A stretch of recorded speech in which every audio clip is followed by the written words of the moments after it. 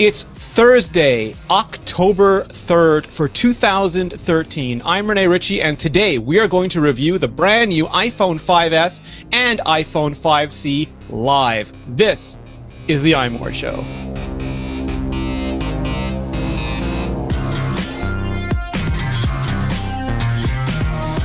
The executive editor of Loop Insight and the managing editor of iMore joins us as usual. Internet bon vivant, Peter Cohen. How are you, Peter? Fine, Rene. How are you doing? Good. You survived launch week. I did indeed. How'd you do? Okay. It feels a bit like butter spread over too much bread, but you know we do what we can, Peter. I imagine you've got some pretty thick calluses on your finger from all the typing you've been doing. It's not the typing, it's the trackpads. For some reason, after a while, I don't know if there's chemicals on the trackpad or what it is. My fingertips feel numb. Mm.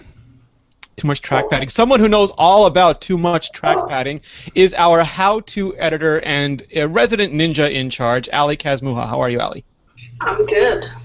Nice iPhone 5C pink t-shirt, Ali. I know. This is a purple t-shirt. You are all the color coordinated. I am. All right, so let's get into it. Let's start with the iPhone 5C. I know I got one of these. I know Ali got one of these. I'm going to hold mine up. This was a way funner, and I'm using the Apple conjugation of the verb to fun, iPhone than I thought it would be. I mean, I used it all the time, 24/7 for a weekend, and then every alternate day for a week. And I loved it. I loved the way it looked, and I loved the way iOS 7 looked on it. What did you think, Ali? I did. I was really surprised because at first, I have kind of mixed feelings about it, or at least I did, but then once I held it, it's not a cheap phone. Like, I think I would honestly be okay with this phone if I didn't have a 5S, or if I wanted to have a backup phone. I really kind of like it. So, I mean, I was skeptical at first, but it's really kind of genius of Apple, because instead of, like, keeping the 5 costs more to produce. So putting these colored backs on the same internals gives people an option. I think it'll be really popular with people that aren't necessarily, they don't need the latest and greatest technology. They just want a fun phone that's better than what they have. And at $99, I think they'll do well with that. Did you have a chance to hold it, Peter? Because I was anticipating the iPhone 3G and 3GS had pretty good plastic. I've loved HTC's plastic. I've really loved Nokia's plastic. I'm not a huge fan of Samsung's plastic, and I'm always nervous when a new plastic phone came out. But I think using the antenna, I think it's stainless steel still, as a frame, made it really solid. Indeed, yeah. You know, I've been playing with them on and off for the past couple of weeks. Excuse me. And I've been pretty impressed with the overall build quality of the phone. You know, I wrote an editorial before the iPhone 5C actually launched talking about the composition of the back of it, and people made fun of me because my takeaway was basically it's plastic, but it's a better quality plastic. You know, it's better plastic because it's polycarbonate. I completely stand by that. I think it's a very high-quality phone. I'm personally protesting the 5C until Apple releases a purple one. You and Jim Dalrymple, you both want your Samuel L. Jackson lightsaber color. That's exactly right, you know? I mean, but I think Jim ended up with a green one after all that. But he lost it in his beard. You're right, exactly. It's not quite Heineken green either. But you know, it's a very nice quality phone, and I mean, not everybody has to have the latest and greatest from Apple. Not everybody needs all of the features that the 5S has. And for everyone else, the 5C is a very nice option. So I think that's exactly right. I know Dave Wiskus from Unprofessional called them candy-coated iPhones, and in a way that's exactly right. I kept hearing about the less expensive iPhone project at Apple for going on 2 years, maybe more. And I know the idea kept coming up, and they just never went ahead with it. They always kept last year's device, reduced it by $100, and sold that.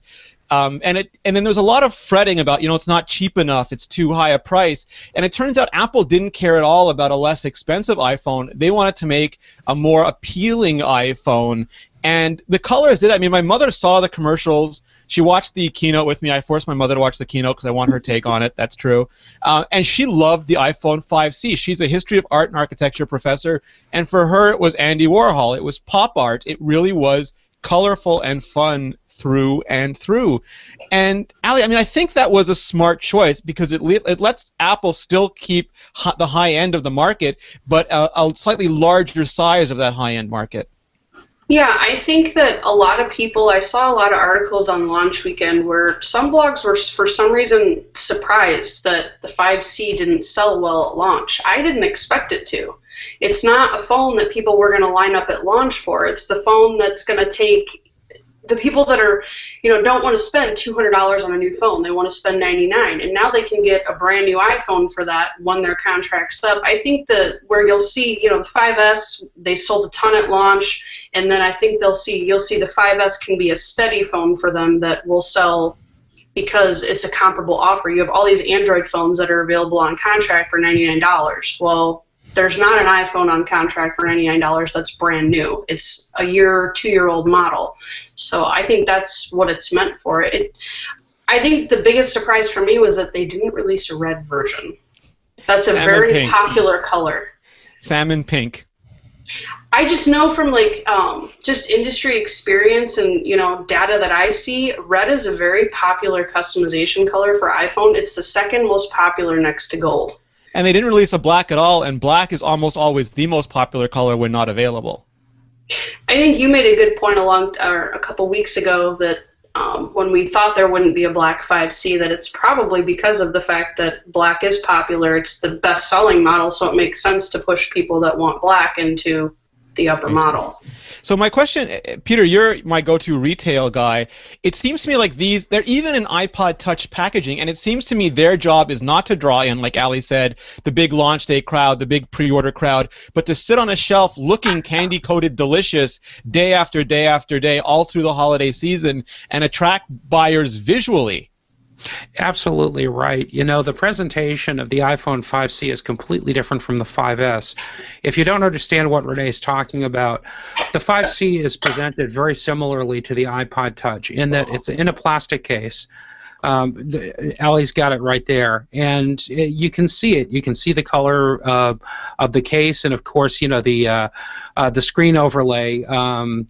That matches the back color of the device, whereas the 5S is in Apple's sort of traditional black box or white box enclosure. So you don't actually see it until you open it. You just see a photo on the front of it. So it's an interesting visual differentiation between the 5C and the 5S, and it does tell you that I think Apple's trying to commodify the 5C a little bit. Even if the price isn't, a rock bottom price, they're still trying to commodify it a little bit as a lifestyle device, as something that appeals to people, that's got a little bit of fun and whimsy to it, whereas the 5S is a more serious professional tool. What do you think, Ali, about the construct? So the plastic, Peter mentioned it before, it's really high quality polycarbonate, but it's also got a hard coating on it.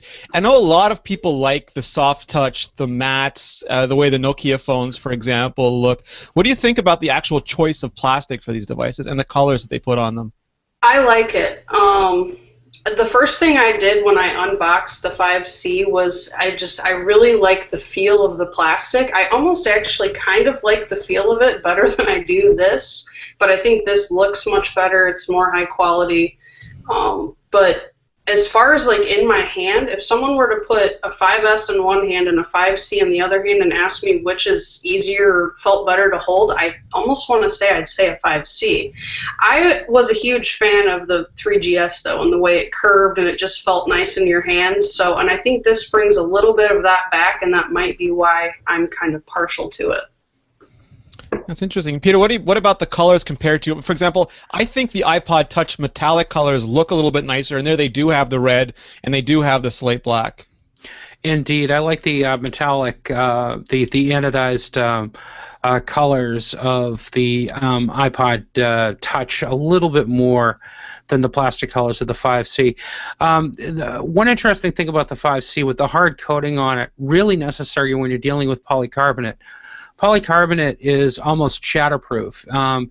It's been used in optics for years, and I remember when polycarb first started getting used in optics, eyeglass places would have demonstration lenses that showed like a 10-penny nail driven through the center of a lens to show you how it was shatterproof. The problem is that it's not very scratch resistant, so Apple had to put a lacquer coating on the back of the 5C. Otherwise, your iPhone 5C would look like crap in your pocket after about a week of rubbing against your keys. Look like the Millennium Falcon. Exactly, carbon scoring and everything.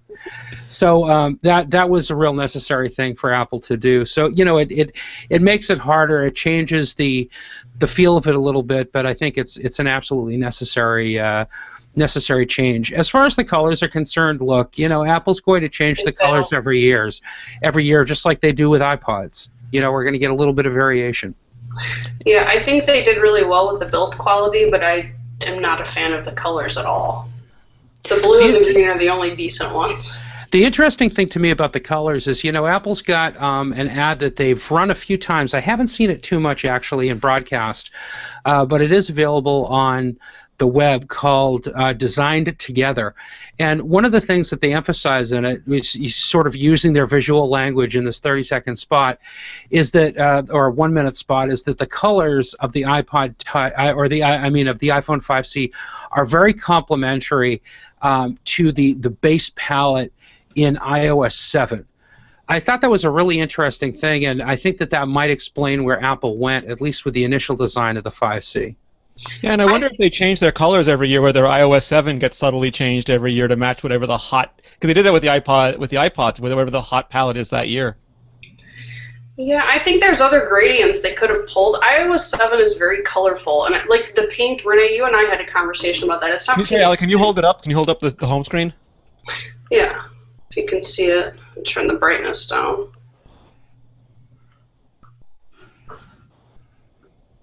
I mean, there's a lot of colors in there that they could have used. Like, pink is salmon. It's not pink. I think they could have went with a different shade that would have color matched, because there's a lot of gradients. I think the blue is okay. The green is okay. Yeah, I do too. The yellow and the pink, and I just think they're really loud. The yellow is not waterproof. Like iOS 7, it will not protect your phone from water, so do not make that mistake. The green one does make you horny, though, just like M&M's. It does not. It makes you in Hulk-induced rage. Moving on a little bit, it's got an improved FaceTime camera. The back camera is the same iSight camera from the iPhone 5, which was a great camera, but they left it exactly the same. The FaceTime camera got bigger 1.9, I think. It went up from 1.7 to 1.9 micron lens. It's still 720p, 1280 by 720 pictures and video, but it's got a backside illuminated sensor, which means it's got all the circuitry out of the way so it can capture more light. It's that photon obsession again. But Ali, to me, I mean, unless you're making a lot of FaceTime calls at night, and we don't judge, judgment-free zone here, or you're taking a lot of selfies at night, I didn't see a huge difference. I know you put them through a lot of testing. Did you notice anything?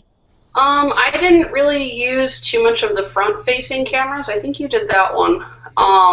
But with the rear camera, I know that they say the 5 and the 5C are the same, but I kind of found the 5C rear camera to be a little bit oversaturated, and I don't know if that's like the colored backs that are maybe playing a little bit into that.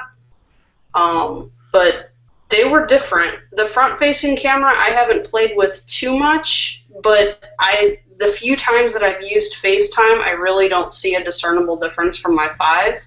But then again, we're not really. It's during the day that I use that. Or it's, you're not a low light FaceTimer. Or it's in a well lit environment.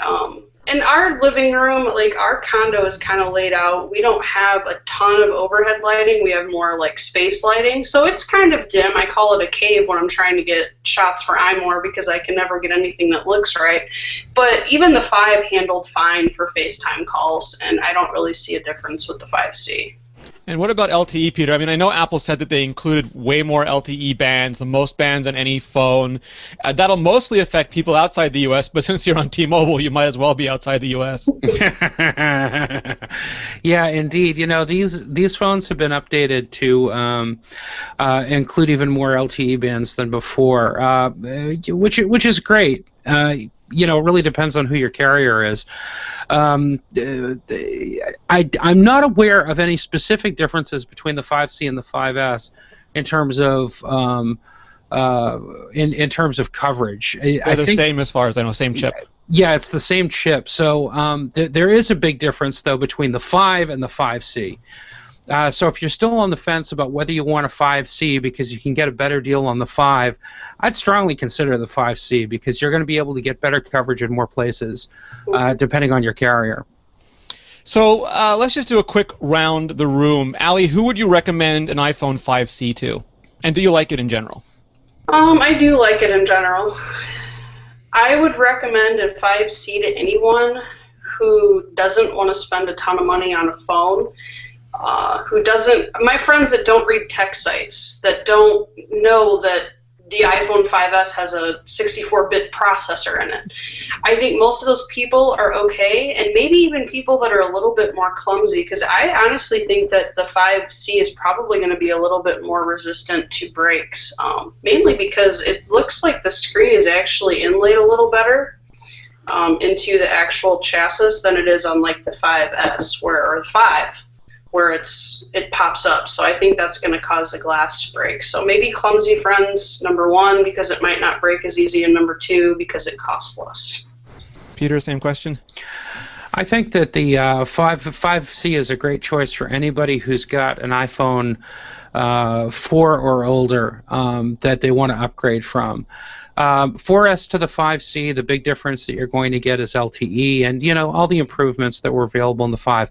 If you got a 5, the 5C is a lateral change. You'll get some color improvement. You gotta want that color bad. You gotta want that color bad, exactly. So it's kind of a wash there. But I'd say it's a safe bet for anybody with a 4S or earlier that are looking to upgrade, or for that matter, somebody who's new to the iPhone, trying it out for the first time, and don't necessarily want to have to spend a lot more money to get the iPhone. It's a good entry-level model now. Yeah, I agree with both of you. I liked it a lot more than I thought it would because I've been using an iPhone 5 for so long I thought it would just be an iPhone 5. And as goofy and cheesy as it is just so much fun. Like, you see the green, but because the green comes out on the front too, it's visually different. And because it permeates the entire operating system, you set the home screen color, and then when you use Notification Center or Control Center, those are all translucent, so that color comes through on the passcode lock. I do miss not having Touch ID on it. That's the only really big thing, and the camera is not quite as good, but for most people I think that's impossible to tell. So I would recommend, like my mom, she would have a lot more fun with a 5C. She doesn't need to spend the extra money. She wouldn't appreciate the differences very much. Anyone who's new to the platform, anyone who's younger, or just who wants something not as serious as an iPhone 5S. And I think Apple did a good job. One thing I'm curious about, Peter, is if we could see Apple introduce other colors out of cycle. For example, and I don't think this will happen, but maybe in future years, a red one around Christmas time, a purple one around spring, and use that as a way to juice the line as they go through the year, so they're not as stuck to once-a-year cycles. Or with organizations like Product Red. Yeah, my assumption is that if they do a red one, because they do have the red case for the iPhone 5S, and that is a Product Red accessory. So, part of the proceeds of the sale of that go towards the AIDS charity that U2 lead singer Bono founded a number of years ago. I guess that's entirely possible. I'm just trying to think of whether or not Apple. I always try to infer from what Apple has done in the past, and I know that this is a dangerous game to see what they would do in the future. And I can't really think of times where Apple has done that to the iPod line, but maybe I'm wrong. Yeah, I don't recall either. I just wonder if they'll ever be able to kind of get out of that everyone's going to wait till September thing. Didn't they just revise the 5th gen iPod Touch mid-cycle? No, it was the end of cycle. It was, instead of doing new iPod Touches this year, they made a space gray model. Oh, okay. They did put 128 gigabytes into the iPad 4, in the spring slot instead of introducing new ones. So I'm just curious, now that they've gone color, maybe they can, do more varieties of color. I think they're in a different position with the 5C. I think it could give them you always see analysts and people talking about low sales numbers towards the end or mid product cycle. So I think they kind of have a unique opportunity with the 5C to say, like you said, red for Christmas or product red or something. They can throw new phones in there that kind of give that another marketing push mid-cycle. We shall see. Switching gears, iPhone 5S. This is the new flagship model. This is the gold version, which, to me, as Brian Klug says, is the only acceptable choice. But I know, Peter finds it not acceptable at all. No. I don't find it acceptable either, but I think I was one of the only people at iMore that was able to snag one and not pay $1,500 for it. I know. Brilliant. The irony of it is incredible. So we did a detailed review for the iPhone 5C and for the iPhone 5S. Those are both going to be in the show notes. But the design is identical to last year's iPhone 5, except for the gold and the slate gray being replaced by the new space gray, which I'm guessing is the politically correct way of saying gunmetal gray these days.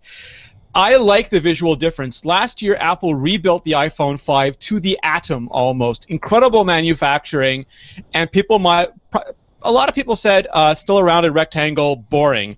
So this year, Apple's like, fine, screw you. All you want is superficial change. Here you go, 2 new colors. And we did a whole podcast on it. People went ballistic for the gold version. A lot of people really like the space gray version. Allie, do you think that slate was replaced with space gray just because it's more resilient a finish? Yep.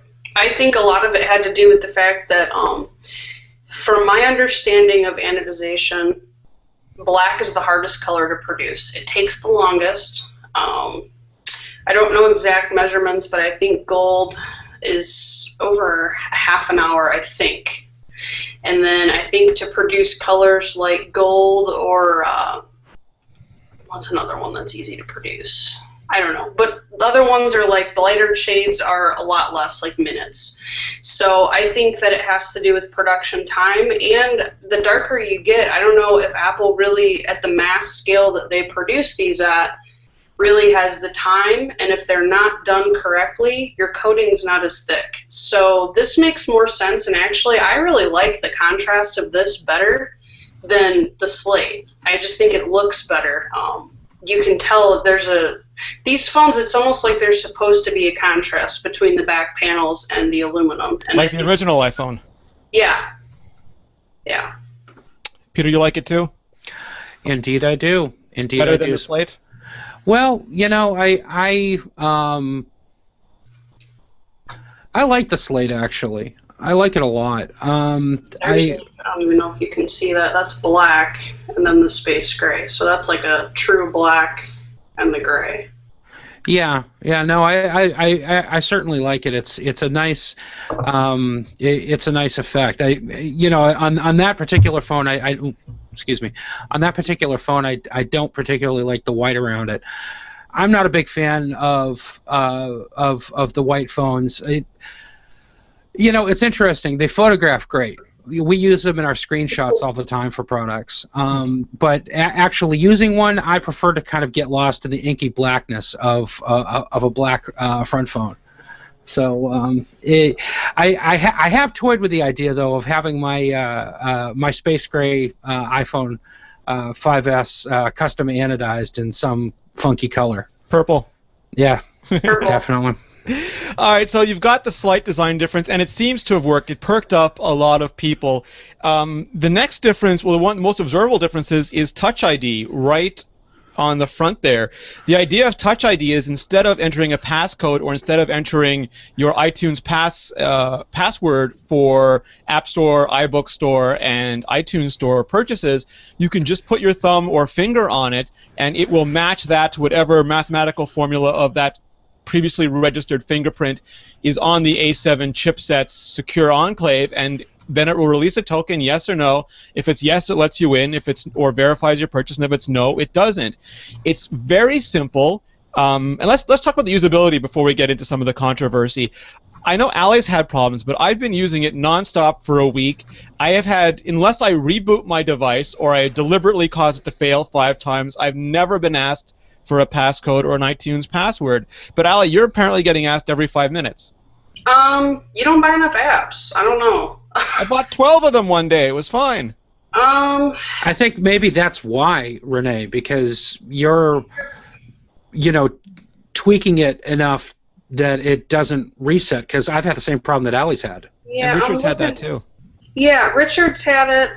What happens is, and I don't reboot my device a lot. I get this message, and it happens. I get it every couple of hours. I typically download or re-download apps quite frequently, but probably 2 or 3 times a day for some reason I get a funky message in the App Store that comes up and tells me to re-verify Touch ID purchases, and to do that I have to enter my password. I also get it whenever I redeem a code or anything like that. It doesn't. I don't know if it lets you use fingerprints to redeem codes, though. No, not yet, nor Apple Store purchases. Yeah. Same thing for you, Peter? Yeah, absolutely. I'm seeing it. I've seen it several times now, and of course, if you reboot your phone, you can't use Touch ID right away. It wants you to input your passcode again. Apple's doing the best it can to balance the convenience of Touch ID with the security of a passcode, to make sure that you are who you say you are. I am sure that as time goes on, Apple's going to learn how people are using these things and figure out better ways to manage this stuff. So I don't think any of us really have any reason to expect Apple to get the Touch ID experience perfectly on the first try. What's that, Ali? That's it, right there. That's the error message? Yep, it says, sign into iTunes Store, confirm Apple ID password for my email to renew Touch ID purchases. Maybe it just thinks you're hella sketchy. Maybe. Thinks I'm shady. So, I mean, according to Apple's documents, in my experience, it will only ever ask you for your passcode or password if you failed 5 times, if you have rebooted your phone, or if you have not used it in 48 hours. Lies? Pack of lies? Great lies? It sounds reasonable. And, to allay any some people don't think it's secure enough, and that's a fair point. Like Peter mentioned, there's always a battle between convenience and security, and Apple's made, with Touch ID, security much more convenient. It is probably stronger than a passcode because there's, 10,000 passcode combinations where there's 50,000 fairly unique fingerprint combinations. Like there's a 1 in 50,000 chance someone will randomly have the same fingerprint, but there's a 1 in 10,000 chance they can randomly enter your passcode. It is much less secure than a strong, pseudo-random password, especially if it's 20, 30, 40 digits. But entering that on mobile sucks so badly, nobody ever does it. And Apple had statistics that 50% of people don't even use a passcode. But in order to use Touch ID, you have to not only enable passcode, but enable it immediately. So when it works, it's incredibly convenient, but when it doesn't, it's much more secure than people who ran around passcode naked as the day that they were born. So I think overall, and I'm curious to hear what you guys think, maybe Peter can start. Overall, I think Touch ID is a huge win, and I want it on everything. I was making my computer monitor smudgy today trying to trying to Touch ID unlock 1Password's icon. I'm in the same boat. I've actually caught myself several times holding my thumb over the home button on my iPad to try to unlock it, and having to catch myself and say, no, wait a minute, that doesn't work. So I'm definitely looking forward to Apple rolling out Touch ID across the rest of the line, and I think it's going to be one of those things that we're going to see on everything within a year. Like I said before, I think that it's still a work in progress in terms of how Apple actually handles it. And the one thing that security experts have said that I completely agree with is that I think that Apple really needs to have two-factor authentication, at least an option on it. So for those of us who are very concerned about security, not only having the Touch ID, but also requiring you to enter the passcode. That might be one way to resolve some of the open issues that some people have with it. Quibbles aside, Touch ID is a great advance. It makes things a lot more convenient, and it's a terrific improvement in usability. I don't necessarily think it's a terrific improvement in security, but it makes my secure device that much more easy to use, and that makes me happy. I reach for my iPad and try and unlock it, and then have to enter in a passcode like an animal, and I feel bad about myself. Allie, what about you? Exactly. I think it's great. I don't necessarily look at it as, and I didn't in the first place look at it as a way to make devices more secure, but I think Apple's aim with iOS 7 in general and Touch ID when it comes to security was to get more people to learn to use security. They don't realize they have photos of their family, they log into their bank accounts, they have their emails on there. People don't think about things like that. And I think that having something is better than nothing. The odds of someone getting a hold of your phone and being able to get past Touch ID realistically aren't high. So I think that it's going to increase that, and then paired with some of the other things like you can't restore a phone without turning Find My iPhone off. I think a lot of that, I think it's going to curb theft. I think that's a huge issue.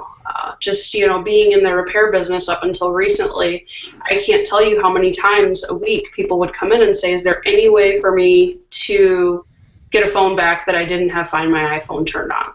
No. Yeah. So I think it'll help with that tremendously, and I think that's a huge advance. So in the chat room, they're asking about setting it up. I did have an awkward experience setting it up, and your first time is never easy. So if you have an awkward first time, don't worry about it. It does get easier. I found it odd that I put my finger down, and then it would tell me to touch repeatedly. I took it off too early. It would then vibrate. It would scare me. I'd pull my finger away. But after a while, I calmed down. I relaxed. I followed the directions better. And then I forgot to do one of the angles on my finger, so that edge of my thumb wouldn't unlock it. So I deleted that fingerprint.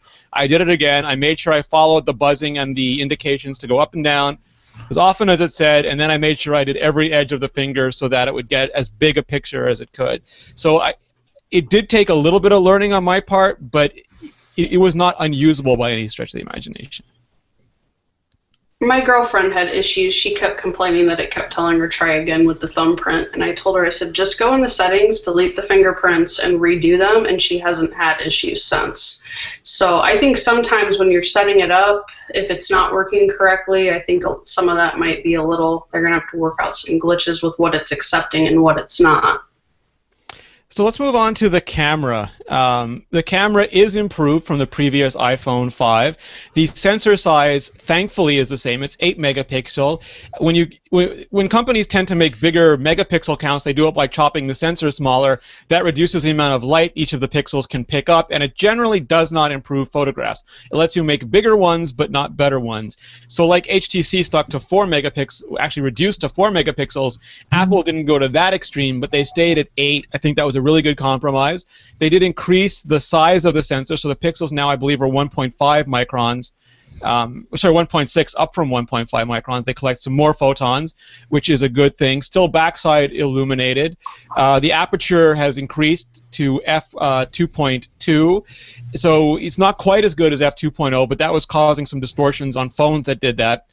So f2.2 might also be a good compromise.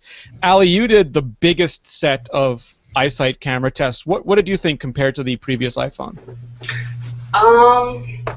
I think that camera phones are getting so good at what they're doing for everyday photography. I don't think there was a huge issue between the 5S, 5C, and the 5. I think where the most noticeable differences came in were color saturation. For some reason, the 5S does a lot better. It just didn't blow out colors the way both the 5 and 5C did. That could be... It's got a better image signal processor on the A7 chip. Yeah, I think it's that just combined with the camera is a little bit better as far as the aperture and the overall settings. Panos were a huge difference. If you look at the photography guide or the comparison we did, in almost every single pano I tried to capture, it blew out the sky on both the 5C and the 5. And back to the processor and how the 5S is processing things, it blows it out of the water. Just the way that it balances. Dynamic exposure across your panorama. Yep. Yeah. So there is a difference. I think that for general everyday photography, people would be happy with any 3 of the phones. Peter, your impression after using it for a while? The 5S seems to work better in low light conditions. I'm not completely sold on how well it works in bright light or direct light. Our own tests show that, at least subjectively, sometimes we've preferred the images that the 5C or the 5 produce over the 5S under certain lighting conditions. Having said that, the processing advantages of the 5S are absolutely astonishing when you start using stuff like the slow-mo video mode. It's incredible to work with. Very sophisticated, a great selling point of the phone, and really delightful. I now have a phone that has a better camera than my dedicated camera Canon camcorder from just a few years ago. So I have to say I'm very impressed with what Apple's doing with that. I mean, devices like this are basically putting the camcorder business out of business for everybody except the highest end prosumers and professionals. I agree. I'm incredibly impressed with what Apple's managed to do with a really, really thin Z-index. I mean, cameras really want deep lenses. That's why some camera phones actually put a big hunk of plastic on the back of the phone to give it more Z-index so they can put better optics in there. Apple really wants to keep the iPhone 5S thin, and they're doing everything they can to work around it, and a lot of that is the A7 chip and its image signal processor. And Peter mentioned the slow-mo. It's fantastic. You take a video, you can enter the ease in, ease out points. It's not as easy to transfer yet. My understanding is Mavericks will fix that on OS X, but you have that 120 frame per second video on your camera. You take burst mode, it's taking a frame every second and then automatically picking the sharpest image and showing it to you. Instead of optical image stabilization, it's doing electronic image stabilization. So it takes a photo, it actually takes 4 photos and puts together the pieces of those photos that are in best focus. And that because one of the big challenges is in low light, the aperture's open for so long that if something moves, whether it's your hand shaking or your subject just moving a little bit, you get motion blur. And this way it tries to compensate for that. And I think especially if you do a lot of low light photography, there's substantial advantage to the 5S camera. And I think your photo test kind of showed that, Ali. Yeah, the only area I really couldn't produce, even in low light, I couldn't get images to even include that showed a huge enough difference. Motion blur in low light, I didn't really see too much of an improvement. Maybe it was just me. I don't know. I didn't really see too much. Maybe I was being too harsh and using too dark of an environment to try to do that, and I was expecting too much. But I didn't see too much of an improvement when it came to motion blur. And during the day, all 3 of them pretty much handled okay. Yeah, so it's an improvement, but it's not night and day. Well, it's low light, but it's not night and day.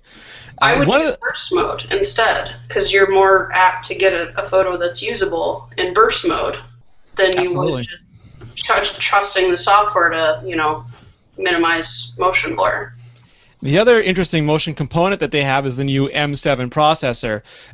The A7 processor is now 64-bit, and a lot of people are arguing about what that means. And it absolutely means something because, more is better. I don't care how, pedantic you want to be, more bits is more bits, and developers will tell you it does help them in some instances.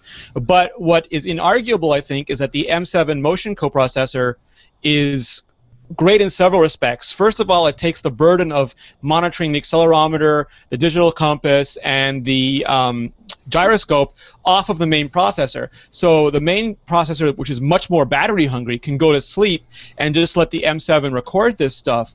But it also means that apps don't have to do it anymore. So if you had a fitness app that was monitoring your steps, you used to have to leave it running. And that would use up a lot of battery life. Now the app doesn't have to run at all. And what's more is if you switch apps, because the app doesn't contain the data, the M7 does, it'll just pull in all your previous week's worth of data. And that's a huge advantage to getting you, up to speed and going quicker. So Peter, I'm looking forward to, for example, I have a Nike Fuel Band, ditching that and getting the Fuel Band app, ditching the Fitbit, getting the Fitbit app, and getting all sorts of apps that just let the chip do the work and give me better data collection. That's certainly the hope. It'll be interesting to see how this dovetails with an iWatch if such a product ever comes to pass. Not that I want to go down the rabbit hole of speculation too far with that, but the M7 chip sort of rewrites the rules on all these telemetry objects that people have been sort of carrying around with them, and it answers a real need for people who are into fitness or people who are just into better understanding their body's own rhythms and so on. The one downside I think of the M7 is well, really, there is no downside. I mean, it's a new specialized chip on the phone. It's going to be really interesting over the course of the next few months to see how developers actually use it. Already we've seen, I think, a couple of applications that have latched onto it, but it's very much a work in progress because this is something that's just been sprung on developers in the past couple of weeks since the phone started shipping. So it's a technology with a lot of promise further down the road for us than today. No, I agree, and it does. And correct me if I'm wrong, Elliot. You do have to give it permission to access motion, the way you used to have to give an app permission to access location. And also, it's not a big privacy concern to me because the phone was recording this all the time anyway. It's just doing it in a more energy efficient way. Mm-hmm. Yeah, I would agree with that. If you look, I think it's in iOS 7. It's under Settings, Privacy Now for motion. Yep. You can disable and enable apps to have access to that only if you want them to. So if you don't want certain apps to have access to that and only allow others, you can certainly do that. Yeah, so it's not like someone in government agencies that are nameless will be just sitting there. Oh, Peter's iPhone hasn't moved in 20 minutes. He fell asleep. They're shut down anyway. They're not looking at any data. Well said. Nice. So overall, Peter, looking at the iPhone 5S, do you like it? Is it a good upgrade, and who would you recommend it for? The iPhone 5S is a definite solid upgrade. Having said that, I migrated from a 5, and it's a 5 that I got not too long ago, so I can't really say that I think that the 5S is that much of a stunning difference to switch. Anybody with a 4S, no question, go for the 5S. Get it, or if you want a top-of-the-line iPhone and Touch ID is something that you're interested in using, and all the other embellishments and accoutrements in the phone, there's certainly a long list of reasons, many of which we've talked about here, why you should consider getting a 5S. But understandably, it's a big investment. It's $650 if you pay for it out of your own pocket. It's $200 or $300 or more, plus a 2-year contract with your with your carrier if that's the way that you want to go. So it's a big commitment. If you've got a 5, it just may not be worth it right now to jump on. It may be worth it just to kick back, wait another year, and see what Apple's got in store for us in 2014. Allie? I'm having way too much fun with full motion video. So for me, the 5 to the 5S was worth it in entertainment alone. I really like the camera improvements. I use the camera and the video function in my iPhone probably more than anything else. So for me, I'm having a lot of fun with the new features like slow motion and burst mode, and I'm glad that I have those. If you take the camera out of the equation, unless you're, and I don't know if gamers are really saying they're seeing a difference. I'm not a hardcore gamer, so for me, unless you count Cut the Rope and Candy Crush, that's the extent of my gaming abilities. I don't think that it's too big of an improvement. It's interesting, Peter. I mean, it does support OpenGL ES 3.0 on the new Series 6 Rogue graphics processor. Do you think we'll see better use of that soon? Would a gamer be well advised to upgrade? Well, gamers are always should always be inclined to go with whatever the cutting edge is, whatever the bleeding edge is at that particular moment. So I would definitely think that gamers would probably be more interested in the 5S than the 5C, and indeed or the 5, and indeed they're already reaping the rewards of that. Infinity Blade 3, for example, from Chair Entertainment, has been upgraded now, I think, 2 or 3 times since its initial release, with optimizations specifically intended to improve qualitatively how the game looks and how it plays in the 5S. So yeah, this is a pretty big advance for gamers too. I'm inclined to agree with that. If I had a 5, I would sell my 5, get enough money to, justify my 5S upgrade. That's my internal rationalization process. But Apple called it their most forward-thinking iPhone ever, and I think that's a very clever way to frame it, because there's a lot of technologies in here that we're just glimpsing the potential of, from Touch ID only right now doing unlock and doing select iTunes Store purchase authentication, but there's a lot of applications you can see tying into that eventually. The M7 coprocessor right now is only doing sort of what Nike Fuel Band or Fitbit would do previously, but there's a lot of potential for something that knows when you're walking, when you're driving, when you're awake, when you're asleep, and does it without a lot of battery drain. And I would love to have a Siri coprocessor that lets me do onboard Siri the way the Moto X does onboard Google+, but I like that Apple's getting into coprocessors. The camera is a significant improvement if you're doing low light, if you want that 120 frame per second video. And it has a lot of promise to really make it simple. A lot of other cameras are better, but they're not as simple, or they're much more than an average person might need. The finishes, I really, at the end of the day, could care less about the finishes, but I think it's a nod towards the superficiality of consumers these days, who equate a new look to a new device far more than they equate new internals to a new device. So I think overall, Apple did a lot of very smart things, and they used the 5S almost like they used Snow Leopard on the Mac to sort of set the stage for where they go next. And I had the opportunity, I was in Miami at the Mobile Nations Editors Meetup for the past 4 days, so I got to use the Lumia 1020, I got to use the Galaxy Note 3, I got to use the GS4, the HTC One, pretty much any phone you could think of. And sure, iPhone does not have as good a keyboard as the physical keyboard on the BlackBerry Q10. Does not have as good a camera as the giant camera on the Nokia 1020. But it comes in second to all of those things. And when you're not a specialist and you still come in second, I think the value of that device overall is tremendous. So I would, perhaps not surprisingly for many, really heartily recommend a 5S. I don't know if you guys have any final thoughts you want to share on it. Peter? No, actually, I think I've said what I need to say about the about both phones, really. Yeah. So, are we looking forward to an iPhone 6 even more than you were a few weeks ago, or is this enough to keep you happy for the rest of the year? It's certainly enough to keep me happy for right now. I'm always looking forward to the next big thing from Apple, and surely Apple will have an iPhone 6 out sometime in 2014, and that'll be something to look forward to. But for right now, developers are just starting to scratch the surface of what the 5S can do. So it'll be really interesting over the next year to see how far they can push the hardware. Yeah, Ali? I think it's not really the hardware that will keep me happy. I think it's iOS 7. And just the sheer amount of app updates and how much apps are changing. I think that's what will keep me happy until next year.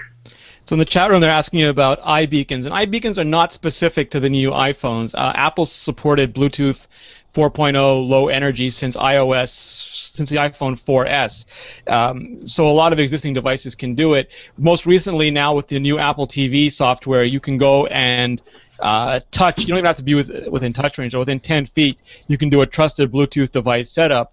And I'm looking forward to more of those things. iBeacons will let you put a low-energy Bluetooth device in national parks, in shopping malls, in your house, and do all sorts of things that people lamented Apple didn't include NFC. And I think you looked into this a bit, Peter, right? That they didn't include NFC to enable. Yeah, it's funny. People who think that I also think that it's a mistaken assumption to pit Bluetooth LE against NFC. Both of them are complementary technologies. NFC is great if all you want to do is pay for something at a kiosk someplace. That's how it's being used right now, because the distance between NFC devices has to be less than about a half a foot. in order for it to work. The advantage the Bluetooth LE brings to the table is being able to set up zones in buildings that will work with other Bluetooth LE equipped devices. So we've seen a practical example of this already. Major League Baseball has refitted the field where the New York Mets play with sensors. So as you walk to the front gates, for example, the Major League Baseball app will automatically pull up your tickets for you, so you can get your tickets scanned at the gate. Or if you're in a certain part of the park, it'll show you some historical information about the park. It'll tell you where the closest restroom is, where the closest beer stand is, what have you. So it's very clever technology that can really qualitatively improve somebody's experience when they go someplace in a way that you can't do with NFC, in a way that you can't do with precision using something like GPS. So it's an important piece of the puzzle that I think we're going to see more and more information come out about as companies find interesting ways to use iBeacon in the future. Awesome. I can't wait. I want it all now. Give me the future today, damn it. I know. Allie, where can people find out more about you and all your wonderful writings?